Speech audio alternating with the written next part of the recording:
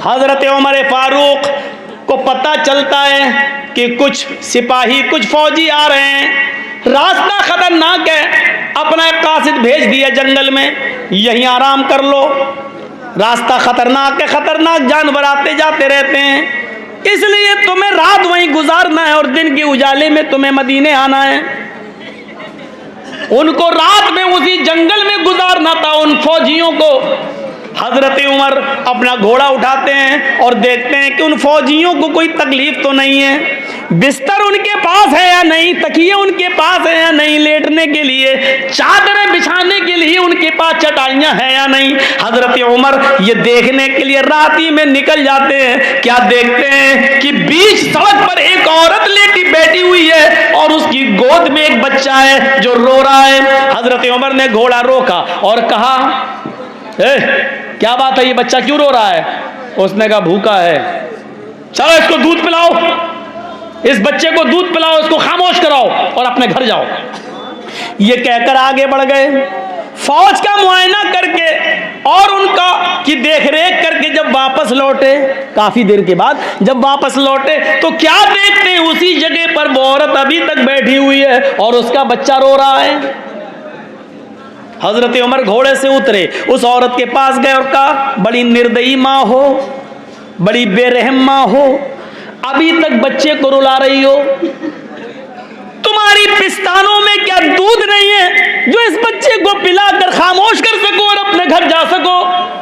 उसने कहा, मैं इस बच्चे को दूध पिलाना नहीं चाहती, मेरी पिस्तान में दूध है लेकिन मैं पिलाना नहीं चाहती, मैं इस बच्चे का दूध छुड़ा रही हूं। का क्यों? उस औरत को मालूम नहीं कि ये उमर है। उस औरत ने कहा, इसलिए मैं इसका दूध छुड़ा रही हूं कि उमर ने, अमीरुल मोमिनीन ने यह ऐलान कर दिया है, जब तक बच्चा अपनी माँ का दूध पिएगा उसको बैतुल माल से वजीफा नहीं मिलेगा, फंड नहीं मिलेगा। जब बच्चा अपनी माँ का दूध छोड़ देगा तो उस बच्चे का राशन मिलना शुरू हो जाएगा। मैं इस बच्चे का दूध छुड़ा रही हूँ ताकि इस बच्चे का भी राशन मुझे मिलने लगे। जो राशन मिलता है वो मेरे घर में काफी नहीं होता। हजरत उमर फारूक की आंखों में आंसू आ गए, नजरें आसमान पे डालियों का, उमर तू कितना बड़ा जालिम है, तूने ये कानून क्यों बनाया है कि जब तक बच्चा अपनी माँ का दूध न छोड़ दे तब तक उसको वजीफा नहीं मिलेगा। इस कानून के बाद फिर कोई औरत अपने बच्चे को दूध ही नहीं पिलाएगी। जब माँ का दूध ही नहीं मिलेगा तो बच्चे में माँ की मोहब्बत कैसे पैदा होगी?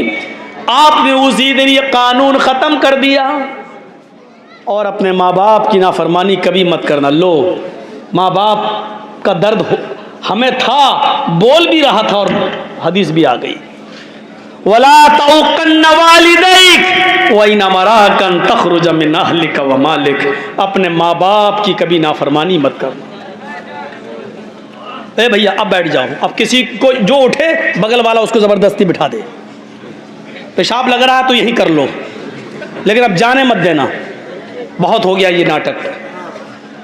वला तौकन्न वालिदैक व इन अमराकन तखरुज मिन अहलिक व मालिक।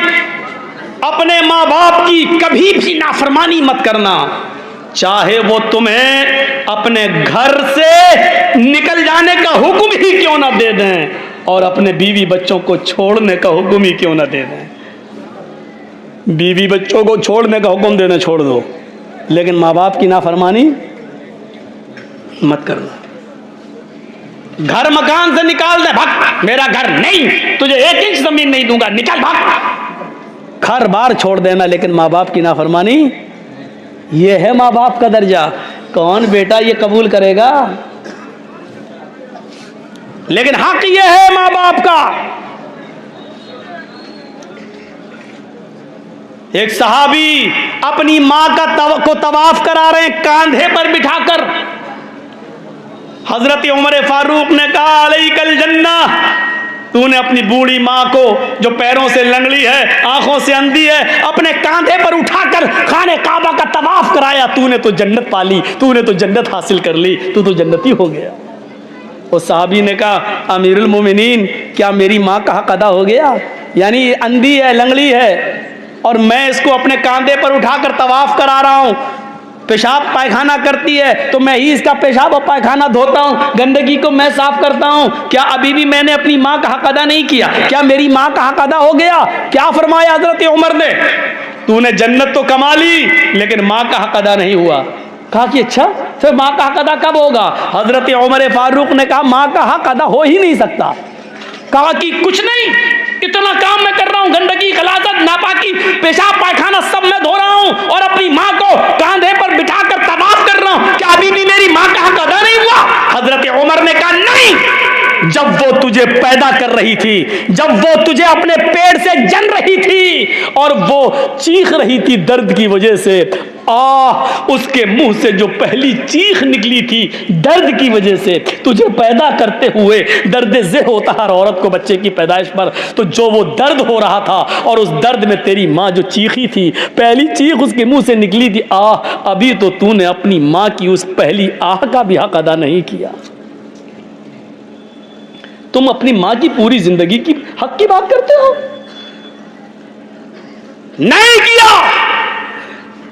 उसने कहा, बस बस बस अमीरुल मोमिनीन, अब मैं समझ गया कि अपनी माँ का ज़िंदगी भर खिदमत करके भी हम हक अदा नहीं कर सकते। जब अब तक मैंने अपनी माँ की पहली चीख का हक अदा नहीं किया तो हम अब क्या करेंगे? नहीं कर सकते। ठीक है, हम जो करना होगा करेंगे। माँ के मकाम को और बाप के मकाम को पहचानो।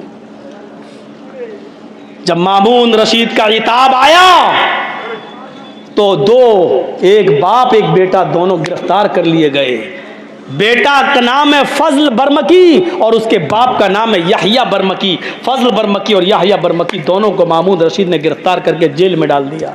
बड़े नेक थे ये दोनों बाप बेटे, लेकिन बाप बूढ़ा था, सर्दियों के दिन थे, बाप को फजर की नमाज पढ़ने के लिए उठना था तो ठंडे पानी से वज़ू बनाने में उसको तकलीफ़ होती थी। जेल में गर्म पानी का कोई इंतज़ाम नहीं था, तो जेल के अंदर बेटे ने सोचा कि मैं अपने बाप को गर्म पानी कैसे दूं। जेलर से बात की, उसने मना कर दिया, हमारे यहाँ कोई अलग से किसी के साथ अलग इम्तियाज़ नहीं बरता जाएगा, सारे कैदी बराबर हैं, गर्म पानी का कोई इंतज़ाम नहीं। तांबे का लोटा था फजल बरमकी के पास। ईशा की नमाज पढ़ने के बाद उस लोटे में फजल बरमकी पानी भर लिया करते थे और अपने बाप को सुला दिया करते थे ईशा के बाद। फिर उस पानी के तांबे के लोटे में जो पानी भरा होता था, उस पानी के लोटे को, उस तांबे के लोटे को अपने पेट से लगा लिया करते थे, ताकि पेट की गर्मी से रात भर ये लगा रहेगा तो सुबह तक कुछ तो इस पानी में गर्मी आ जाएगी, थोड़ी ही बहुत सही, कुछ तो गर्मी आ जाएगी। जब फजर की आज़ान की आवाज़ आती थी तब फजल बरमकी उस पेट से गर्म किए हुए पानी को उठाते थे और अपने अब्बू से कहते थे जल्दी से वज़ू बना लो। गौर कीजिए, अपने बाप के लिए वज़ू का पानी, गर्म पानी देने के लिए रात भर वो जागा करते थे कि कदरे गर्म पानी हो जाए, थोड़ा बहुत ही सही, लेकिन मेरे बाप को तकलीफ ना होने पाए। बाप का इस तरीके से उन्होंने हक अदा किया। और सच तो यह है कि इतना कुछ करने के बावजूद भी बाप का हक अदा नहीं हुआ। माँ को पहचानो और बाप को पहचानो। हज़रत इब्राहीम अलैहिस्सलाम जब अपने बेटे इस्माइल से मिलने गए तो वो शिकार खेलने गए थे। इस्माइल की बीवी ने जब दरवाज़ा खोला तो नहीं जानती थी सामने मेरे ससुर हैं, इब्राहीम मेरे शौहर के बाप हैं, वो नहीं जानती थी। पूछा इस्माइल कहाँ गए? कहा वो तो जंगल में गए शिकार खेलने। अच्छा, कब आएंगे? शाम को आएंगे। कहा देखो मैं शाम तक तो इंतज़ार नहीं कर पाऊँगा। अच्छा ये बताओ तुम्हारे घर का गुजर बसर कैसा चल रहा है? कहती बहुत बुरा। का क्यों? का सुबह खा लो तो शाम को भूखा सोते हैं और शाम को खा लो तो सुबह भूखे उठते हैं, हालात ही अच्छे नहीं है घर के। इब्राहीम अलैहिस्सलाम ने कहा ठीक है, इस्माइल जब घर पे आ जाएं तो उनसे कह देना कि एक बुजुर्ग आदमी आया था और उसने तुम्हें सलाम कहा है और साथ में ये भी कहा है कि तुम्हारे घर की चौखट ठीक नहीं है, चौखट बदल लो।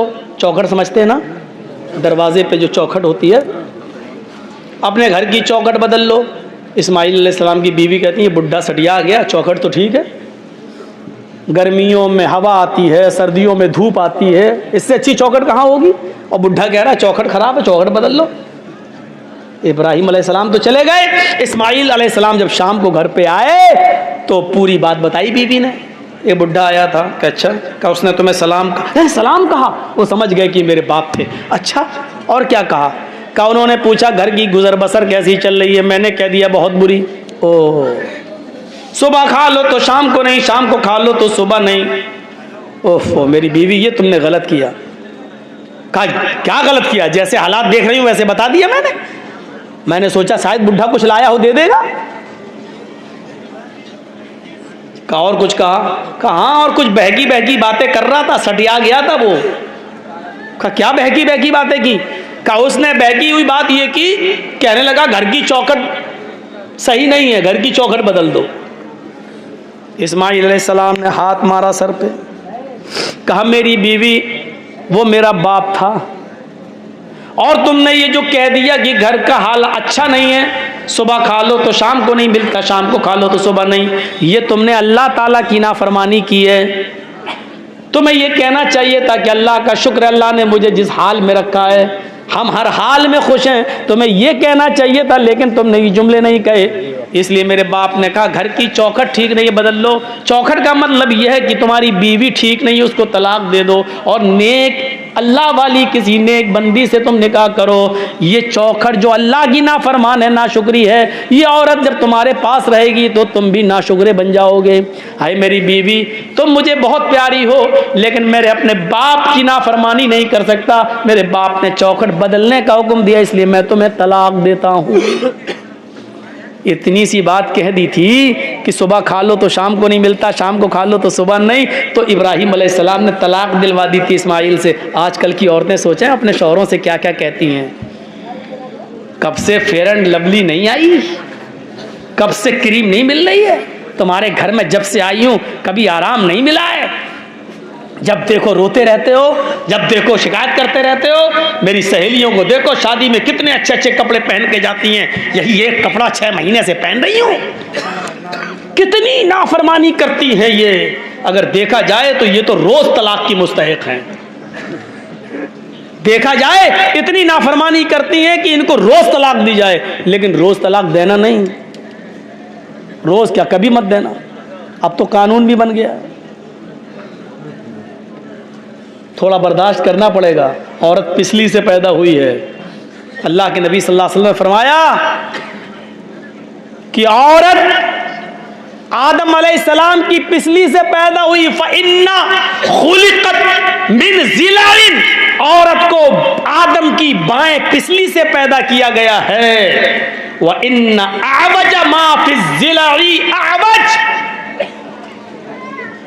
और पिछलियों आलाहू, इन अअवज मा फ़िज़्ज़िलाई आलाहू, और पिछलियों में सबसे ऊपर वाली पिछली सबसे टेढ़ी होती है।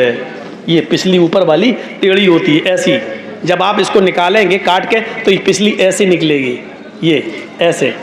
आप इसको सीधा करोगे नहीं होगी, करिए ऐसे करेंगे आप, इतनी होगी बस, और जो और करेंगे टूट जाएगी, सीधी नहीं होगी। अल्लाह के नबी ने फरमाया कि फ़इन ज़हबता तुक़ीमुहु कसरतहु, अगर तुम उसको सीधा करने जाओगे तो टूट जाएगी। मतलब समझ रहे हो क्या है? मतलब यह है कि औरत पिछली से पैदा हुई है, जैसे पिछली टेढ़ी होती औरत भी टेढ़ी रहेगी। पिछली सीधा करोगे तो टूट जाएगी, औरत को पूरी तरह सुधारोगे तो सुधरेगी नहीं, तलाक ले लेगी लेकिन सुधरेगी नहीं, टूट जाएगी। यानी वो सोचे हट तलाक हो जाए, लेकिन हम औरत पूरी तरह सुधर ही नहीं सकती। बुरा ना माने हमारी माँ बहनें, हम क्या करें? अल्लाह के नबी ने कहा औरत पूरी तरह नहीं सुधर सकती, इसलिए टेढ़ा ही रहने दो और उसके टेढ़ेपन को बर्दाश्त भी करो। अल्लाह के रसूल ने आपसे कहा है, ये नहीं कहा ज़बरदस्ती सीधा करो, क्योंकि अगर ज़बरदस्ती सीधा होने वाली होती तो अल्लाह के नबी कह देते सीधा करो, लेकिन ज़बरदस्ती सीधा करोगे तो सीधी तो होगी नहीं, टूट जाएगी। तो ज़बरदस्ती सीधा करने से भी अगर टूट रही है, तलाक हो रही है और बच्चे आपके अलग अलग हो रहे हैं, तो ये सूरत मत आने दो, कुछ चीज़ें बर्दाश्त कर लो। और कुछ चीज़ें अच्छी भी होती हैं औरत के अंदर। आज कह रही हूँ कि मर जाए मौलवी कमीना, हमें टेढ़ा बता रहा है। तेरी बीवी भी टेढ़ी होगी, हाँ है तो क्या करें? आप क्या समझते हैं मैं आपको यहां डांटता हूं, घर में हमको भी सुनना पड़ता है। और कौन ऐसा आदमी है जिसको अपने घर में नहीं सुनना पड़ता है, बताइए तो जरा। ये पार्लियामेंट में जितने बैठे हैं नेता ना, यो करते हैं, वो करें, क्या करें, घर में सब सुनते हैं। सबको सुनना पड़ती है अपने, बल्कि इन नेताओं की, इनकी बीवियां जितनी निगरानी करती हैं किसी की नहीं करती। बार बार पूछते हैं कहाँ हो, उनको मालूम है ये नेता है ना, किसी और के साथ ना लगा हुआ हो, इसलिए बार बार पूछती कहाँ हो कि नहीं साहब ये पान वाले की, अच्छा मेरी बात कराना जरा। बड़ा अजीब हाल है, शक है, अच्छा मैं फला की दुकान पे हूं, जरा जूता खरीद रहा हूं, अच्छा जरा जूते वाले से मेरी बात कराना। जूते वाला फ्री में मजे ले रहा है, बीवी तेरी नेता की, मैं बात करने का मुझे मिल रहा है। अजीब अजीब सूरत हालें पैदा हो गई, निगरानियां हो रही हैं, सबको सुनना पड़ती है। हजरत उमर फारूक के पास एक साहबी आए, अपनी बीवी की शिकायत लेकर, दरवाजा खटखटाया, सोचा घर के अंदर है, वो बाहर बैठ गए, अभी निकलेंगे हजरत उमर, बैठ गए वो। थोड़ी देर के बाद क्या देखते हैं, घर में आवाजें आ रही हैं, उनने कान लगाया जो दरवाजे से, तो क्या देख रहे हैं, उमर फारूक की बीवी उमर पे बरस रही हैं। चले जाते हो, बैठे रहते हो खिलाफत में, इधर गए उधर गए, खाना कौन लेके आएगा, पकने को कौन लेके आएगा, बच्चों का क्या होगा, बच्चों की पढ़ाई, बच्चों का खाना पानी, बच्चों के कपड़े लत्ते, क्या है तुम्हें कोई फिक्र है? जब देखो गरीबों की पीछे लगे रहते हो, कौन जरूरतमंद है, दूसरों की जरूरत पूरी कर रहे हो, अपने घर की फिक्र नहीं। हजरत उमर सुन रहे हैं, गर्दन डाले, इसने देखा है ये क्या करेंगे, दूर हमारी शिकायत, हम तो अपनी बीवी की शिकायत लेके आए, ये क्या करेंगे, बोर्ड के चला गया बेचारा, जाने लगा। हजरत उमर फारूक थोड़ी देर के बाद निकले, देखा वो जा रहा है, उसको बुलाया, आवाज देंगे, ए मिस्टर इधर आओ। क्या इधर, तुम आए थे? कहा किस लिए? का कुछ नहीं, वो अब मैं जा रहा हूं। अरे तुम कुछ शिकायत लेके आए थे ना? नहीं नहीं नहीं, अब मैं जा रहा हूं। बताते क्यों नहीं हो? आए थे शिकायत लेके और चल दिए, कुछ बात हो तो बताओ ना, क्या बात है? मैं अमीरुल मोमिनीन हूं, लोगों का खादिम हूं, मैं आपके ही काम के लिए बैठा हुआ हूं, बताओ क्या जरूरत है? कहने लगा, अमीरुल मोमिनीन जिस काम के लिए आया था वो काम आपके बस का नहीं है। मेरे बस का नहीं? कहा वो मैं देख लिया हूं, अब मुझे जाने दीजिए। कहा हुआ क्या ये तो बताओ। कहा अमीरुल मोमिनीन मेरी बीवी मेरे ऊपर रोज चढ़ जाती है, डांटती है, फटकारती है, उल्टा सीधा बोलती है, मैं अपनी बीवी की शिकायत लेके आया था, लेकिन देख रहा हूं कान लगा के सुना तो आपकी बीवी आपको डांट रही है, उल्टी गंगा बह रही यहां तो आप कुछ बोल ही नहीं रहे, आप सुन रहे चुपचाप खामोश बैठे। 22 लाख मुरब्बा मील पर हुकूमत करने वाला भी अपनी बीवी की सुन रहा है। ये तो शुक्र मनाए कि इसकी बीवी है नहीं, वरना आधी परेशानियां दूर हो गई होती। क्योंकि जो आदमी बीवी की परेशानियां सह चुका हो वो आदमी जानता परेशानी क्या है। इसलिए जिसको घर में परेशान करने वाली बीवी नहीं होती वो दूसरों को परेशान करता है। देखना इस जुमले को कैसे एडिट करेंगे लोग,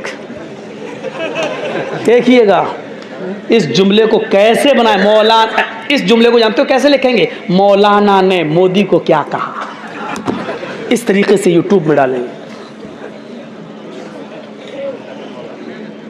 इसी चीज से मुझे डर लगता है, इसलिए न ज्यादा मंत्र पढ़ रहा हूं, न मैं नाम ले रहा हूं किसी का। ये हालत है मेरे साथ। मैं नहीं चाहता था कि मैं समझौता करूं, लेकिन करना पड़ रहा है मुझे हालात के साथ। इतना तो कोई नहीं परेशान करता है। तो मेरे भाइयों, अब वक्ती तौर पे एक बात आ गई, मैंने कह दी। अब इसका ये मतलब थोड़ी कि आप उसका फोटो मेरे फोटो के साथ बना देंगे। मौजू ये होना चाहिए कि इस्लाम ने औरत को क्या मकाम दिया है, ये होना चाहिए। ये मौजू ना होकर क्या मौजू होगा? मौलाना ने मोदी को ललकारा, ये बनाते हैं यूट्यूब पर। अब बताइए, इसको जब लाखों लोग देखेंगे तो जो उसके फैन है क्या कहेंगे? कहीं कहीं मुकदमा जरूरी नहीं है कि हम बिहार में बोलें तो बिहारी पर मुकदमा हो। कोई भी आदमी कहीं भी मुकदमा दायर कर सकता है, ये कानून है हिंदुस्तान। बिहार में होंगे तो चलो आप लोग निपटा लोगे, बंगाल में होंगे तो चलो ममता दीदी हैं, लेकिन कहीं और अगर हो गया और जहां बीजेपी की हुकूमत है वहां अगर मुझ पर मुकदमा हो गया तो कौन है? कोई नहीं आता साथ। मैंने सबको देखा है। सुनते वक्त मौलाना आप ये नहीं बोले, आज मज़ा नहीं आया, आज उसको नहीं बोले, बहुत कहने वाले मिलेंगे। जब परेशानियां आती हैं और जब कोई जेल में चला जाता है तो कोई साथ नहीं आता है। यकीन मानना, अगर मेरा नहीं उनसे मिलने नहीं जाए, क्यों? CID मेरे पीछे लग जाएगी। मौलाना जर्जी से इसके क्या ताल्लुक है, ये क्यों मिलने गया था?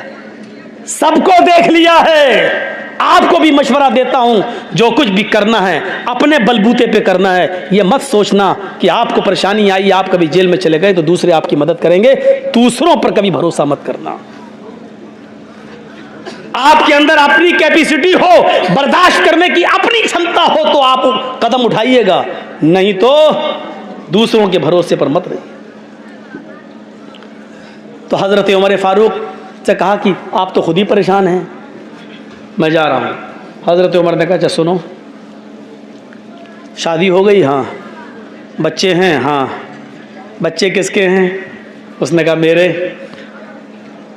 दूध किसने पिलाया? कहा मेरी बीवी ने।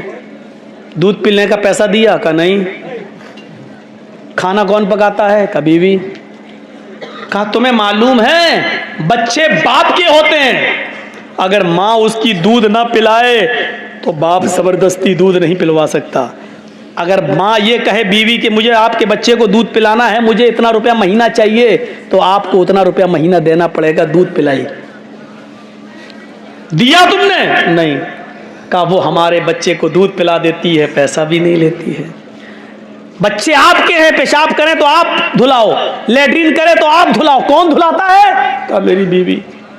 कहा अगर वो ये कहे कि आपके बच्चे ने गंदगी की आप धुलाइए, तो आप ही को धुलाना पड़ेगी, लेकिन वो धुला देती है। खाना कौन बनाता है? कहा बीवी। कहा जब निकाह हुआ था तो तुमसे खाना पकाने की शर्त नहीं थी, उसमें यह था कि इतने इतने रुपए मेहर के बस तुम्हारे साथ निकाह किया जा रहा है, क्या तुमने कबूल किया? इतने इतने रुपए मेहर के बस तुम्हारे निकाह में, अलावा नान नफका, तुम्हारे निकाह में फला की बेटी के साथ तुम्हें निकाह हो रहा है और पढ़ा दिया गया, क्या तुमने कबूल किया? अलावा नान नफका। 5,000 रुपए मेहर, 10,000 रुपए मेहर, अलावा नान नफका। 2 तोले सोना अलावा नान नफका। ये होता है 4,000 रुपया, 2,000 रुपया मेहर, सिक्का राइजुल वक्त, अलावा नान नफका। ये लिखा जाता है रजिस्टर पर। अलावा नान नफका का मतलब जानते हो? अलावा यानी 5,000 रुपए ये तो नकद आपको देना पड़ेगा बीवी को जो मेहर है, अलावा नान नफका। अलावा नान नफके का मतलब रोटी और कपड़ा और खर्चा, कपड़ा खर्चा, दवा, ये सब आपकी जिम्मेदारी है। खाना आपकी जिम्मेदारी है। अगर आपकी बीवी खाना नहीं बनाती है तो आप जबरदस्ती नहीं बनवा सकते हो, चल खाना पका, नहीं। वो कह सकती है नहीं हम नहीं पकाएंगे, जाओ क्या कर लोगे। कहने लगा अमीरुल मोमिनीन खाना पकाना बीवी की जिम्मेदारी नहीं है? कहा नहीं। बच्चे अच्छे धुलाना बीवी, ठीक है ठीक है, हमको बता दिया यही ठीक है, कहीं मेरी बीवी को मत बता देना, हम जाके सुन लेंगे थोड़ी बहुत बातें। अगर ये बता दिया तो सर पे चढ़ जाएगी, कल से खाना भी हमें बनाना पड़ेगा, पेशाब पायखाना भी हमें धोना पड़ेगा। हजरत उमर ने कहा कि जब वो सब कुछ कर देती है तो थोड़ी सुन लिया करो, जाओ थोड़ी सुन लिया करो, इतना भी नहीं सुन सकते हो?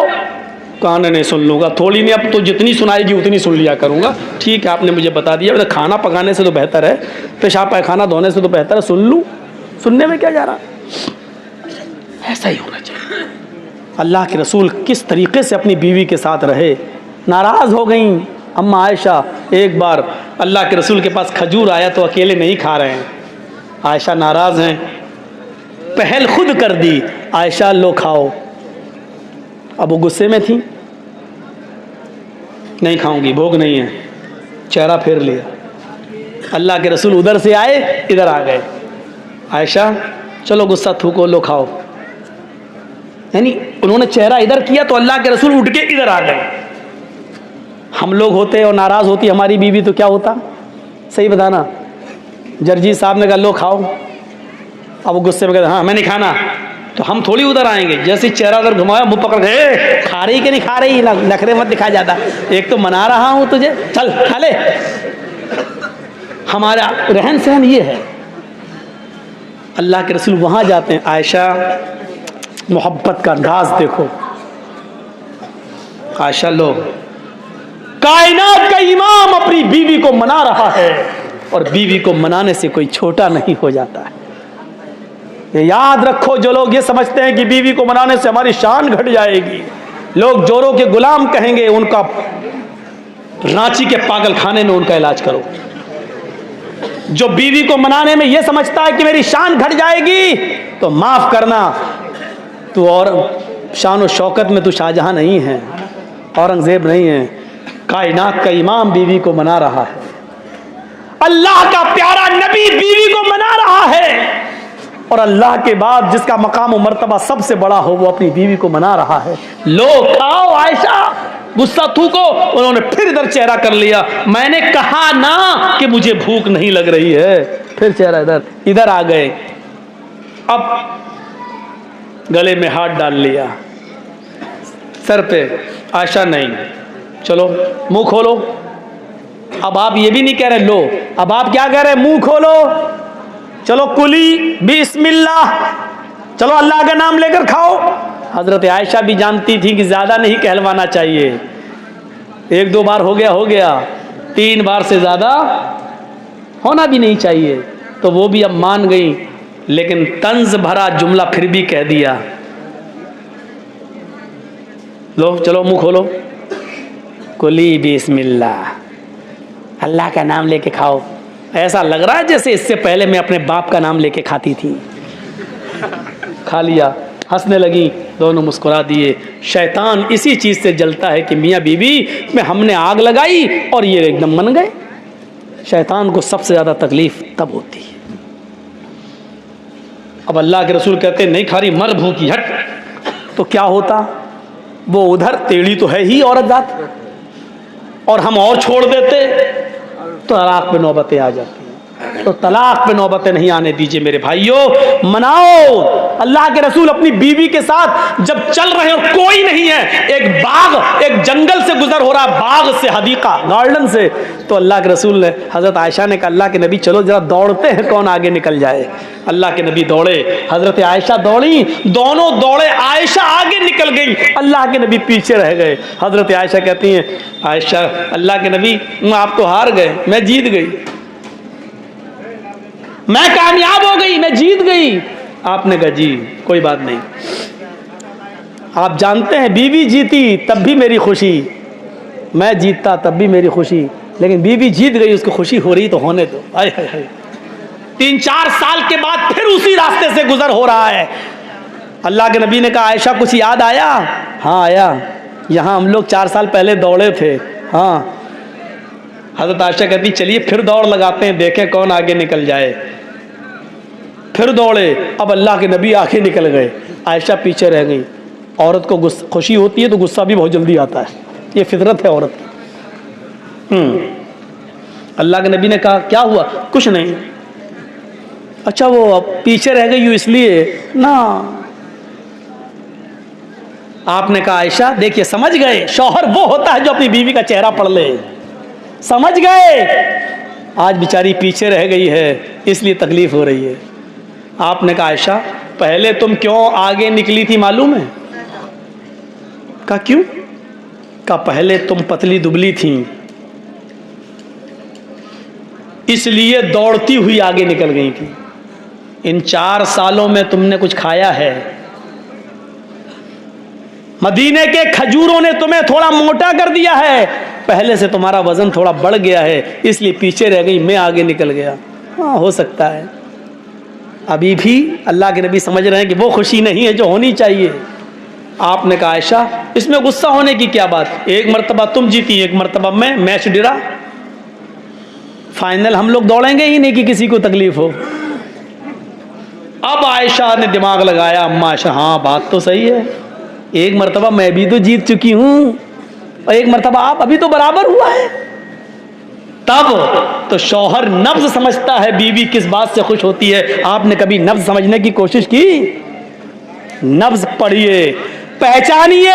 हर चीज औरत मुंह से नहीं कहती है। एक बार गुस्सा भी आया अल्लाह के रसूल को और किसी बात पर गुस्सा होकर कसम खा ली कि मैं 1 महीने तुम लोगों से बात नहीं करेंगे, किसी बीवी से हम नहीं मिलेंगे। कसम खा ली। 1 महीने कसम पूरा करने के लिए आप ऊपर चले जाते, नमाज पढ़ के आए और छज्जा था वहाँ लकड़ी का तख्त, उसी पे चले जाते थे, किसी से नहीं बात करते थे। 29 दिन हो गए, मगरिब की नमाज पढ़ के आए, कहा आयशा सलाम अलैकुम, लाओ खाना वाना लाओ, क्या बनाया है। हज़रत आयशा खाना लेके आई, लेकिन 29 दिन के बाद फिर तंज मार रही हैं।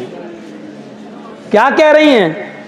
अल्लाह के नबी जी, आपने तो 1 महीने की कसम खाई थी, आज तो 29 ही दिन हुए हैं, सब्र नहीं हुआ। ये औरत की फितरत है, वो कुछ ना कुछ कहेगी, और मर्द की फितरत ये होनी चाहिए कि उसको अपनी औरत की सुनना चाहिए। देखिए हम कितनी अच्छी बात बता रहे हैं आपको, यहां से सीखिए।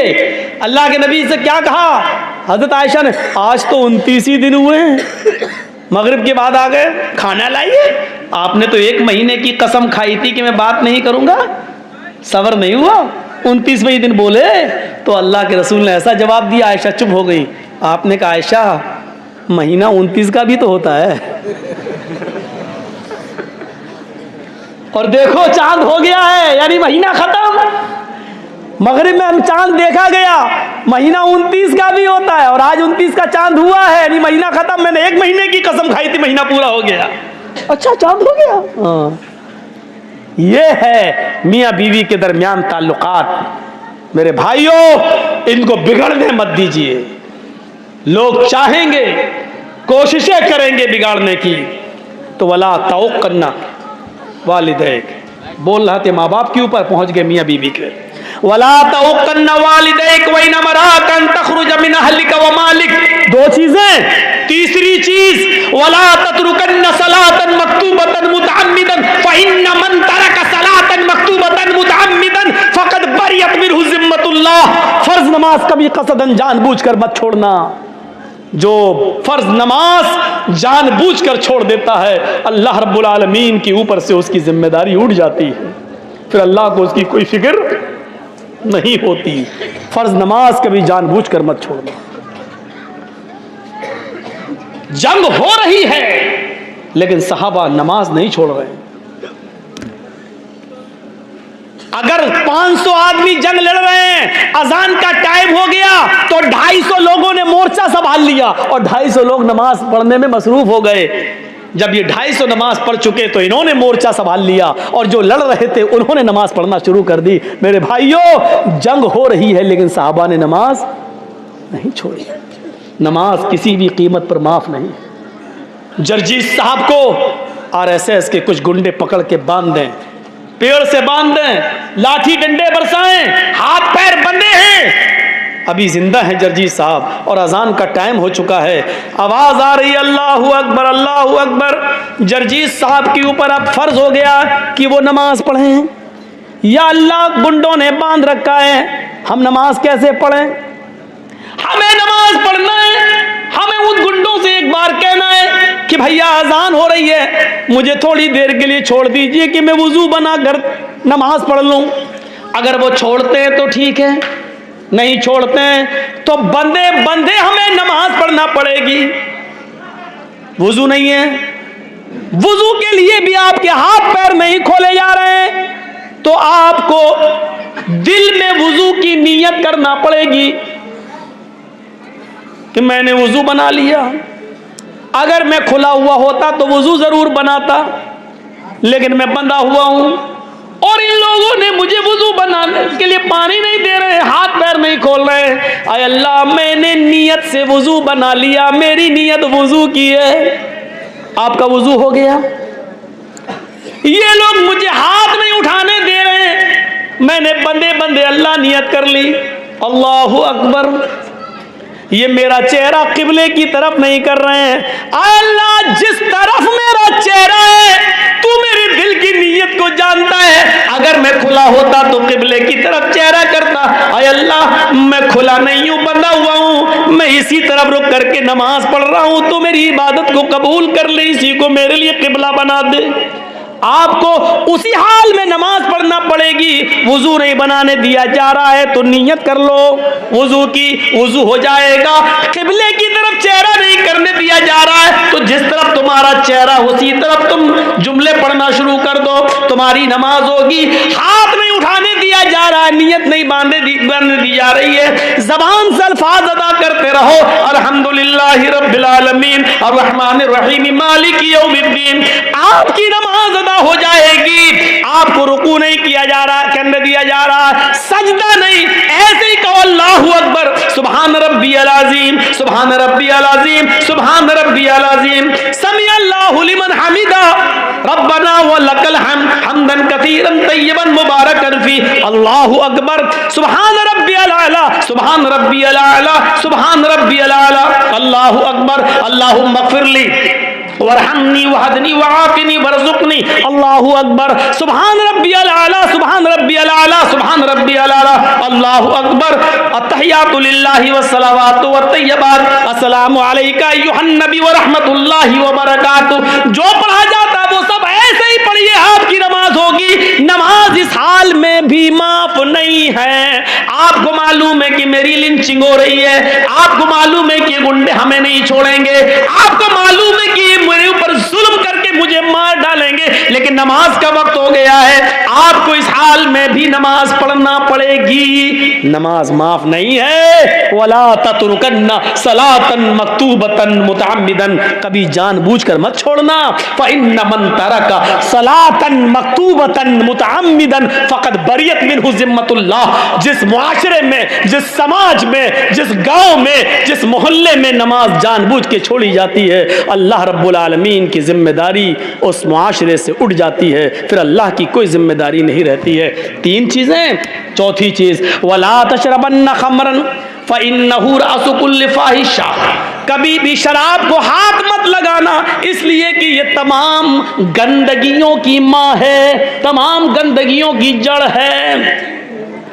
सारी बुराइयों की जड़ शराब है। सुनन नसई में बनी इसराइल का एक आदमी का वाकया नकल किया गया है। एक औरत ने उसको बुलाया, किसी गवाही के लिए बुलाया, लेकिन उस औरत की नीयत खराब थी। वो बड़ा इबादत गुजार था, बड़ा नेक था। कई कमरों में दाखिल होने के बाद उसके कमरे में पहुंचा, सारे दरवाजे बंद हो गए। वो औरत बेवा थी। उसने कहा, बोलो किस लिए मुझे बुलाया है, किसके बारे में आपको गवाही लेना है, मुझे जो मालूम होगा सच सच बता दूंगा। उस औरत ने कहा, अरे भाई इधर आओ, मैंने गवाही के लिए कब बुलाया है? कहा, फिर किस लिए बुलाया है? कहा, सुनो इधर बैठो, मैंने तुम्हें इसलिए बुलाया है कि तुम मेरे साथ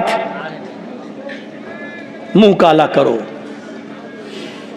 उदनु मिन्नी, मेरे करीब होइए और मुझसे जिना कीजिए। उसने कहा, रे दिमाग सही है, इतने सालों से मैंने आज तक नमाज नहीं छोड़ी, इबादत नहीं छोड़ी, तहज्जुद नहीं छोड़ी, एक भी हमने गुनाह का काम नहीं किया, और तुम मुझसे जिना के लिए कह रही हो? नहीं। दरवाजे चारों तरफ से बंद थे, भागने का कोई रास्ता न था। सुनो, तुम्हारे पास तीन ऑप्शन है, नहीं तो जान जाएगी। तीन ऑप्शन, या तो मुझसे जिना करो, पहला, नहीं करते हो तो ये 6-7 साल का खूबसूरत लड़का बैठा हुआ है, ये छुरी रखी हुई है, इसको कत्ल करो। पहला ऑप्शन, मेरे साथ जिना करो, छोड़ दूंगी। नहीं करते हो, इस लड़के को कत्ल करो। उसने कहा, यह भी बड़ा गुनाह है, मैं नहीं करूंगा। इस बच्चे ने मेरा क्या बिगाड़ा कि मैं इसको कत्ल करूं? नहीं कर सकता। तो उसने कहा, तीसरा ऑप्शन, ये प्याले में जो शराब रखी हुई है इसको पियो, छोड़ दूंगी। उसने देखा कि तीनों ऑप्शन में से एक ऑप्शन तो अपनाना है, वरना मेरी जान खतरे में है। तो उसने सोचा, जिना बहुत बड़ा गुनाह है, कत्ल भी कोई कम बड़ा गुनाह नहीं है। शिर्क के बाद दूसरे नंबर पे कत्ल आता है, और कत्ल के बाद तीसरे नंबर पे जिना आता है। तो ये भी बहुत बड़ा गुनाह है, न मैं कत्ल करूंगा न मैं जिना। शराब पीना भी गुनाह है, मैं शराब नहीं पीना चाहता, लेकिन जान बचाने के लिए ये ऑप्शन उसने दिया है, तो मजबूरी है, शराब पी लेता हूं, कम से कम जिना और कत्ल से तो कम गुनाह है। और उसने शराब उठाई और पी ली। पहले प्याले में ही गुनूदगी आ गई। उस औरत ने एक और प्याला पिला दिया, लो पियो। नहीं तो हम छोड़ेंगे नहीं। गड़ गड़ गड़ गड़ गड़, दूसरा भी पी गया, उसने तीसरा भी पिला दिया, और उसके बाद उसने छुरी दी, पकड़ो इसे, मारो इसको, मारो इसको, बच्चे को भी कत्ल कर दिया। फिर उस औरत ने उसको पकड़ा, उसके कपड़े उतारे, अपने भी उतारे, जिना भी कर लिया। सुनन नसई के अल्फाज हैं हदीस की किताब के कि उस आदमी ने शराब पी और शराब ने उसको तीनों गुनाह करने पर मजबूर कर दिया, यानी कत्ल भी करवा दिया और जिना भी करने पर मजबूर कर दिया। वरना एक जिना कर लेता, बच जाता, जान बच जाती, 2 गुनाह से बच जाता, औरत भी खुश हो जाती, बाद में जाके तौबा कर सकता था। लेकिन उसने ये सोचा कि शराब कत्ल और जिना से छोटा गुनाह है, लेकिन ये नहीं समझ पाया कि शराब तमाम गुनाहों की मां है, तमाम बुराइयों की जड़ है। इसलिए उसने शराब पी और शराब पीकर उसने तीनों काम कर डाले। शराब पीकर शराब पिया और शराब पीकर कत्ल किया, कत्ल के बाद जिना किया। एक काम करवाया जा रहा था लेकिन शराब ने उससे तीनों काम करवा लिए। इसलिए अल्लाह के नबी ने फरमाया कि शराब के करीब मत जाओ, कभी शराब मत पियो, इसलिए कि तमाम बुराइयों की जड़ है। कितने नौजवान शराब पीकर अपने घर में आकर अपनी माँ को चुप कुतिया, छिनाल, रंडी, पता नहीं क्या क्या अपनी माँ को बोलते हैं अपनी जबान से। ये शराब, तसव्वुर करो तुम्हारे कलेजे कैसे बर्दाश्त कर लेते हैं कि शराब पीकर तुम अपनी माँ के सामने आ जाओ, अपनी बहन के सामने आ जाओ और उन्हीं को माँ बहन की गालियां दो। ये तुम्हारे ज़मीर कैसे गवारा कर लेते हैं।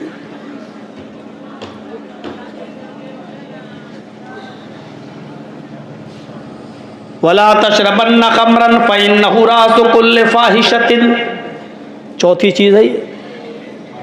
और 5वीं चीज इय्याका वल मासिया फइन्न बिल मासियति हल्ला सखतुल्लाह, कभी जिंदगी के अंदर अल्लाह की नाफरमानी का कोई काम मत करना, इसलिए कि जिस बस्ती में अल्लाह की नाफरमानी के काम होते हैं अल्लाह का अजाब उस बस्ती पर हलाल हो जाता है, यानी अल्लाह को उस बस्ती पर अजाब नाजिल करने में देर नहीं लगती है। नाफरमानी के काम हो रहे ना, इसलिए बारिश रोक दी जाती है। जब नाफरमानी के काम ज़्यादा होते हैं तो गाँव से बरकतें उठा ली जाती हैं। जब नाफरमानी के काम ज़्यादा होते हैं तो जालिम हुक्मरान हमारे ऊपर मुसल्लत हो जाते हैं। आज हम रो रहे हैं, चीख रहे हैं, चिल्ला रहे हैं, ऐसा कभी जिंदगी में नहीं हुआ। इस तरीके की हमने कभी दिन नहीं देखे, आज ये दिन क्यों देखना पड़ रहे हैं? ये तो अल्लाह के नबी ने फरमाया था अमालुकुम व मालुकुम, जैसे तुम अमल करोगे वैसे हम तुम्हारे ऊपर हुक्मरान बिठा देंगे। हमारे अमल अच्छे होते तो अच्छे लोग हमारे ऊपर हुकूमत करते, हमारे अमल बुरे हैं इसलिए बुरे लोगों को अल्लाह ताला ने हमारे ऊपर मुसल्लत कर दिया है। जिस बस्ती में अल्लाह की नाफरमानियां ज्यादा होती हैं उस बस्ती पर अल्लाह का अजाब हलाल हो जाता है। अल्लाह रब्बुल आलमीन उस बस्ती पर अजाब नाजिल कर देता है। डरो, इन 5 चीज़ों को अपने जहन में रखो। शिरक ना करना, माँ बाप की नाफरमानी मत करना, फ़र्ज़ नमाज कभी कसदन जानबूझकर मत छोड़ना, शराब मत पीना और अल्लाह की नाफरमानी का कोई काम मत करना। 5 चीज़ें मैंने इख्तिसार के साथ बताई हैं, 5 रह गई हैं, फिर कभी किसी दूसरे मौके पर पूरा करूँगा क्योंकि 3 बजने वाले हैं और मैं 2 घंटा, पौने 2 घंटे से ज़्यादा अब नहीं बोलता हूँ। तो हम अल्लाह ताला से दुआ करते हैं कि बार इलाह तो हमारी ख़ताओं को माफ़ फरमा दे, हमारे गुनाहों को बख्श दे, हम जमीअ मुसलमानों पर रहम फरमा। बार इलाह हम तमाम मुसलमानों के अंदर इस्लाम पूरा पूरा दाखिल फरमा दे। बार इलाह हमें इस्लाम के अंदर जिन चीज़ों से इस्लाम ने हमें रोका हमें उससे रोकने की तौफीक अता फरमा। जब तक हमें ज़िंदा रख, इस्लाम पर ज़िंदा रखना, जब हमारा ख़ात्मा हो तो ईमान पर हमारा ख़ात्मा फरमाना। वमा अलैना इल्लल बलागुल मुबीन व आखिरु दावाना अनिल